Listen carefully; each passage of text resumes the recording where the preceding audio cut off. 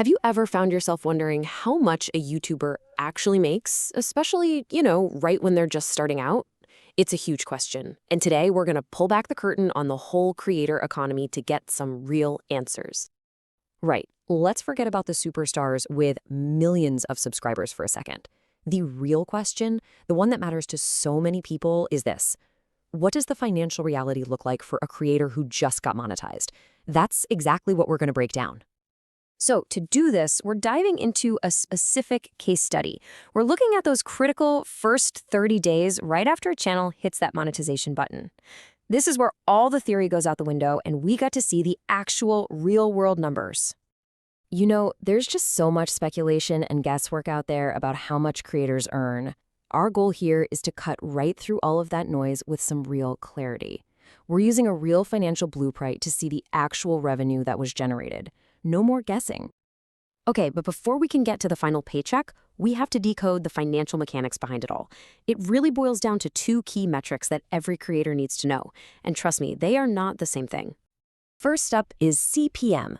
That stands for cost per mil, which is just a fancy way of saying cost per thousand. Think of this as the number that advertisers care about.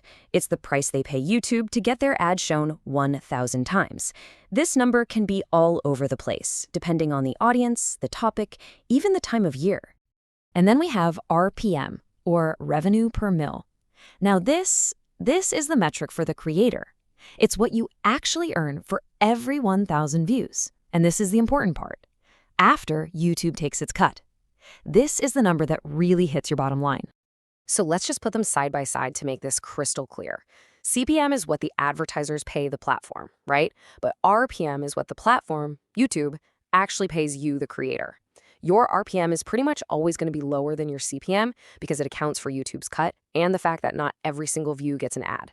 Understanding this difference is absolutely fundamental. All right, now that we've got the lingo down, it's time to apply it to our case study.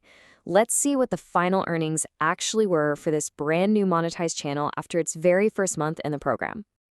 So we've looked at the theory, we've defined the terms, but what does it all add up to? What was the actual, tangible result of all those views and all those ad impressions?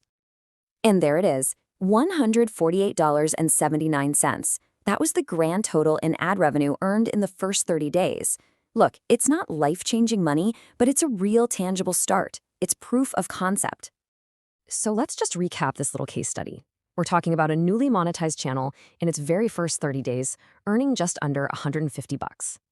This number really represents the financial reality for so many creators right at the beginning of their journey. Okay, so we've got the number, but why is sharing this kind of info so important? What's the bigger picture here? Well, it's all about the power of transparency in an industry that can often feel, a little mysterious. So what should you really take away from this financial blueprint? Well, for one, it completely demystifies those early-stage earnings. It gives new creators a realistic benchmark to aim for.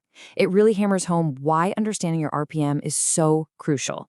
And maybe most importantly, this kind of openness encourages more transparency across the whole creator economy. So in the end, that $148 isn't just some random figure. It's part of a bigger strategic framework. You can think of it as a practical guide for understanding the financial mechanics of the entire creator journey, right from day one. It proves that even small beginnings can build into something pretty significant over time. And that leaves us with one final question to think about. As more and more creators start sharing their own financial blueprints, how does this level of transparency start to change the creator economy for everybody? What does it really reveal about where this is all heading? Definitely something to chew on.